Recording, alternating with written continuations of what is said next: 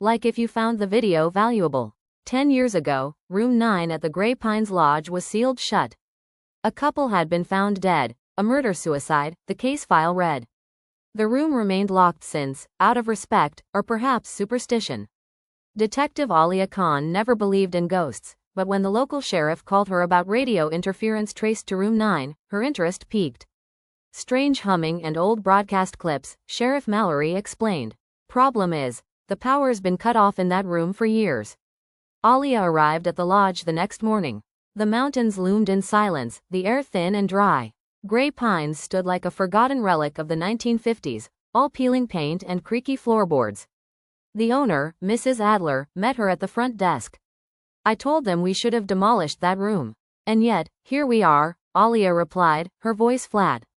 Mrs. Adler led her upstairs. Room 9's door was bolted, the hinges rusted. But the interference, short bursts of garbled sound, had grown louder this week.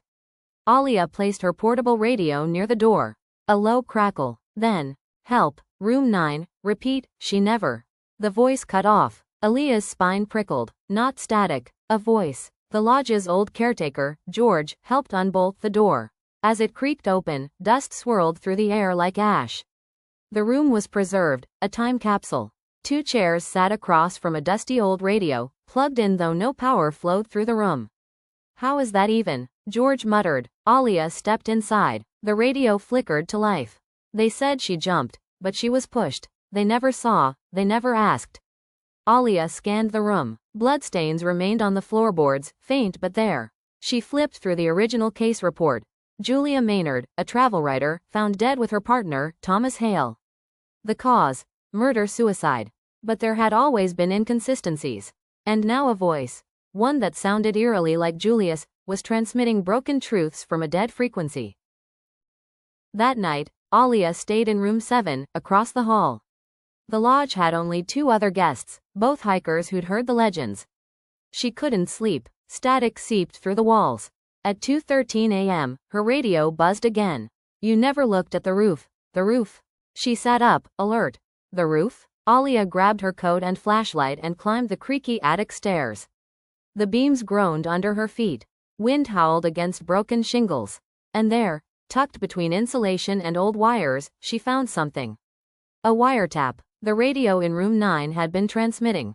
But from where? Back in Room 9, Alia traced the wire behind the wall. It led to a crawlspace between rooms. Inside, a decades-old reel-to-reel recorder. The tape still spun. She played it. I told him I was leaving. He wouldn't let me. Bang, scream, silence. Julia Maynard never killed Thomas. He killed her, and someone, likely George or even Mrs. Adler, had helped cover it up.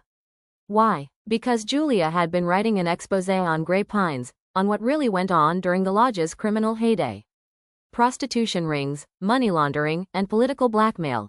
She had proof, and Thomas, who'd been part of it, couldn't let her publish. In the morning, Alia confronted George.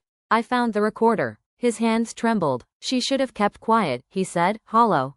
We did what we had to. But I didn't expect her voice to come back. Mrs. Adler called the sheriff herself. George was arrested, and with the new tape evidence, the case was reopened. Room 9 was unsealed, not as a haunted legend, but as a crime scene that finally got justice. As Alia packed up to leave, she turned the old radio one last time. Thank you. A faint whisper, then silence. She switched it off, and for the first time in 10 years, Room 9 finally went quiet.